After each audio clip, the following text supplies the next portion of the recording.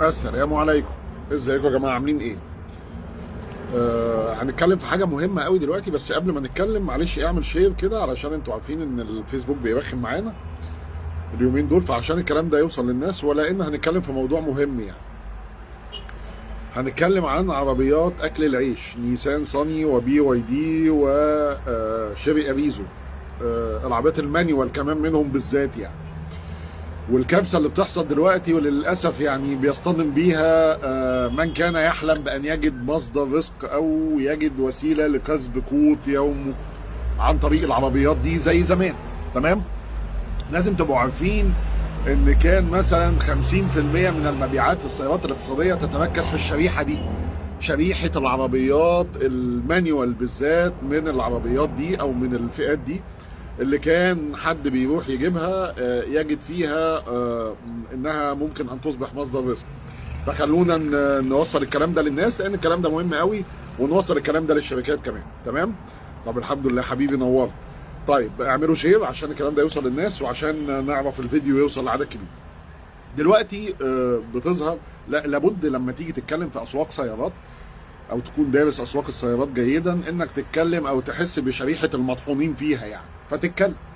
ودائما وابدا لما يحصل حاجه لازم تكشف ايه المغزى من اللي بيحصل ده، وتفهم الناس. يلا، توكلنا على الله، توكلنا على الله. العربيات دي انا بس بستنى الناس تدخل لان ده لايف.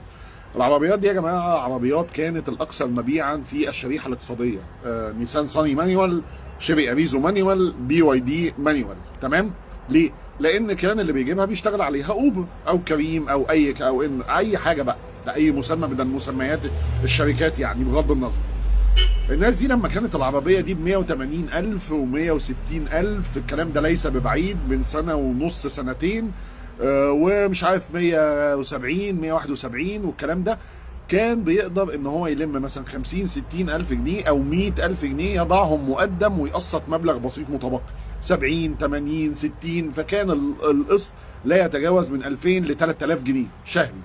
فيقدر ان هو لو قعد مثلا عدد رحلات في الشارع طول اليوم، انا حاسس بالناس دول وفاهم يعني، بعد ما يستقطع مصاريفه، الصيانات، الاحتياجات، الحاجات الرننج كوست الدوري، الكلام ده، ويقتطع كمان البنزين، فلوس البنزين، يقدر انه باقي له ايه 5 6000 جنيه لبيته بعد ما يسدد القسط، وبعد ما يبقى معاه. انا حاسس بيكم والله، وفاهم ايه اللي بيحصل بالملي يعني. انا ما بنتكلمش في الاسواق كده من فراغ، انا عارف ايه اللي بيحصل يعني.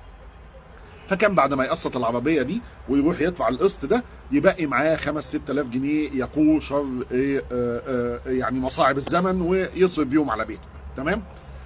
دلوقتي العربيات دي يا فندم وصلت ل 310,000 جنيه و 306,000 جنيه. انت خليت ان واحد عشان يشتري العربيه دي وياكل عيش او يتكسب او تصبح مصدر رزقه، خليت الموضوع ده شبه مستحيل، شبه يعني منعدم العقل والمنطق. وبعدين الآن المعارض تروج لأن روح هات 40,000 جنيه أو هات لي 30,000 جنيه وأنا أسلمك عربية منهم. طيب ما هو بيروح يا عيني، بيجي يروح يقعد في المعرض ده، والمعرض ملوش ذنب هو كمان، هو اللي خلى العربيات دي ما تتباعش، وصولها للأسعار المستحيلة دي، فأصبح تقسيطها مستحيل. مفيش حد كان بيشتري نيسان صاني مانيوال او شيري اريزو مانيوال او بي واي دي مانيوال كاش، مستحيل. تلك الفئة تبحث عن مصدر رزق، لا يمتلك غير 50,000 جنيه ب 60,000 جنيه بالسلفات والقروض والجمعيات، وعايز يقسط الباقي. فكان القسط قبل كده يسير عليه، ينفع في يسر في الموضوع، في بيدفع 2000 جنيه في الشهر، 3000 جنيه في الشهر، اللي كان متبقي. لكن انت دلوقتي تقول له هات 40,000 جنيه واديك عربيه ب 306,000 جنيه او ب 310,000 جنيه، وهديها لك بالسعر الرسمي، وهديك عليها طقم دواسات، وهديك تامين هديه. طيب هو بيجد نفسه هيدفع كده قسط البنك من 8 ل 10,000 جنيه. انت بتهرج.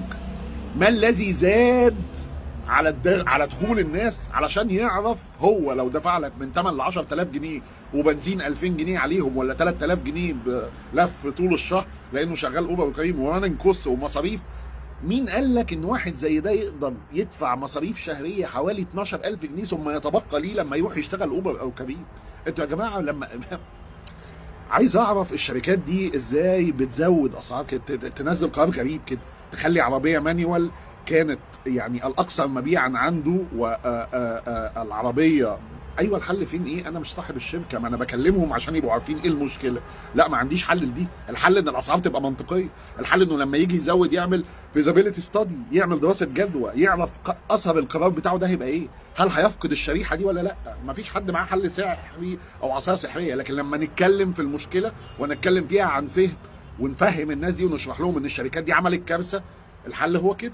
الحل ان هو يتراجع، الحل ان العربيه اللي ب 306 و310 انا بحاول انقل صوتك، لكن ما عنديش اوامر اقول له اعمل كذا، ما عنديش حل. الحل ان حضرتك مش هتشتري، بس كده. تمام. فلازم الناس دي تعمل دراسه جدوى، تبقى عارفه اثر القرار ده. لما ترفع عربيه من 180,000 جنيه و160,000 جنيه ل 310,000 جنيه، لا وكمان عايزين تبيعوا بعض العربيات دي باوفر برايس كمان يصل ل 325,000 جنيه. لما اللي كان بيدفع قسط 3000 جنيه هذا القسط ومصاريف تشغيل والكلام ده وبتاع كانت بتوصل ل 5 6، ويبقى له هو 5 6 يصرف بيهم على بيته. لما يصل ده لانه يدفع قسط 12,000 جنيه بمصاريف التشغيل والبنزين في الشهر، طب هو هيجيب منين؟ طب هو انت فقدت الشريحه دي؟ تعال اقول لك بالارقام انت فقدت الشريحه دي ازاي. طلع الناس تتكلم على ان مبيعات العربيات في شهر اكتوبر، اللي هو الشهر اللي ما قبل الازمه، كمان الشهر اللي ما قبل تحرير العمله، الشهر اللي ما كان قبل الركود الكبير والكساد الكبير، تمام. لكن تحرير العمله حصل في اخر شهر اكتوبر. قال لك مبيعات العربيات 8000 عربيه. ال 8000 عربيه دول يا سيدي الفاضل كارثه، رقم كارثي على شعب تعداده 110 مليون. هذا رقم يعكس حجم سوق، يعني كارثه، رقم يضحك.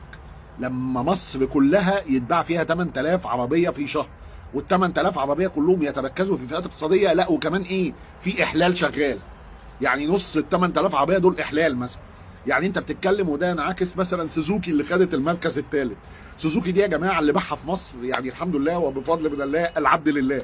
ما حدش كان بيتكلم عن العربيات السوزوكي دي غيري، وما حدش كان حاطط على عاتقه انه يروح يجيب العربيات دي ويجربها غيري. ليه؟ هقول لك ليه. لان شركه سوزوكي دي ما عندهاش اي بادجت الماركتنج، ما بتدفعش لحد اي حاجه. يعني لو انت رحت تجيب عربيه وتصورها وتعمل ولا مصاريف تصوير ولا بنزين ولا الكلام ده ولا الهوا، هتلاقوا حتى كل العاملين في المجال ما حدش جربها واتكلم عنها ووقف جنبها وسندها غيري، لاني لا القي بالا لهذا الكلام. تمام. فانا كنت السبب في مبيعات الشركه دي. لكن سوزوكي بايعه في شهر 10 700 عربيه. ده رقم كارثي على شركه تمتلك 6 موديلات. الست موديلات داخل فيهم كل موديل بتاع 3 أو 4 فئات. يعني شركه تمتلك من فئات العربيات وموديلاتها مثلا بتاع 12 او 14 موديل. تمام. كلها على بعضها في مصر بايعه 700 عربيه واخده المركز الثالث. ده رقم كارثي. ده رقم يعكس مدى تدهور الفئه الاقتصاديه في السيارات ومبيعاتها. دي ارقام تضحك، دي ارقام تضحك فعلا. ليه بقى يا باشا؟ هقول لك ليه. لان اللي كان بيجيب سوزوكي اسبريسو مانيوال ياكل عليها عيش مش قادر يجيبها ب 250,000 جنيه. انت بتهرج. اذا كان هو ب 140,000 جنيه كان بيفكر، يعني اين المنطق؟ اين المنطق؟ اين يتحرك سعر العمله 50%. فحضرتك بدل ما ترفع العربيه دي 40 او 50 او 60,000 جنيه ترفعها 110,000 جنيه. انت بتهرج. هتقول لي يعني ايه فرقت يا عم محمود ال 50 اللي خدهم زياده دي؟ طبعا فرقت مع المواطن الغلبان البسيط دول، علشان على اللونج تيرم وعلى تقسيط 60 شهر ال 50 دول يا فندم هو هيرجعهم 200 بفوائدهم. هم في القسط الشهري هينعكسوا على 2000 جنيه زياده في القسط. انتوا بتهرجوا يا جماعه. مفيش اي نوع من انواع الفيزيبيليتي ستادي، مفيش اي نوع من انواع دراسه الجدوى.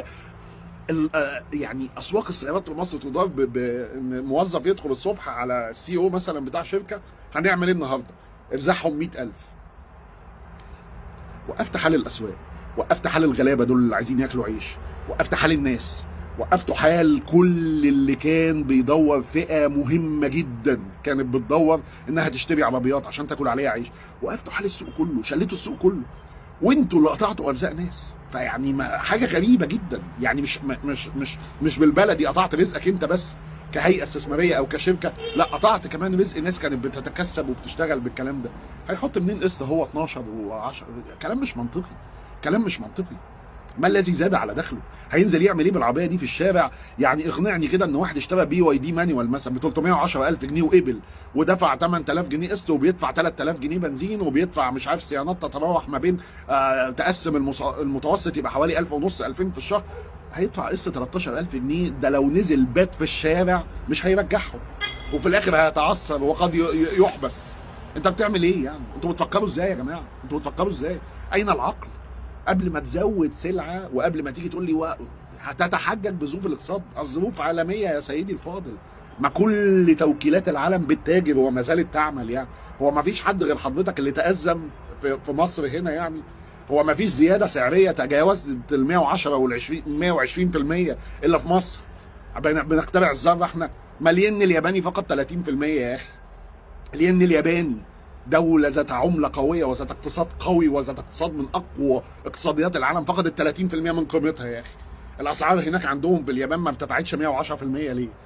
إيه يا عمي في إيه؟ ما تعقلوا شوية كده يا جماعة. تراجعوا تاني في أسعار العربيات دي، تراجعوا تاني، تراجعوا تاني، هتتراجعوا غصب عنكم بعد كده والموضوع هيبقى فاضح وهيكسف والله. انسى ان في مواطن غلبان يجي يشتري عربيه يدفع لها 12 قسط بالمصاريف وبالماني كوست والكلام ده، او يدفع لها 8 قسط كده صافي. ما ينفعش. تمام. اتمنى الكلام ده يوصل يا جماعه، لان احنا كنا بنناقش قضيه مهمه قوي قوي قوي بخصوص سيارات اكل العيش واللي بيحصل دلوقتي والكارثه دلوقتي. تفرحش للاسف بعروض المعارض بتاعت هات 15,000 جنيه وتعالى، هات 40,000 جنيه وتعالى. مش هتقدر يا سيدي الفاضل.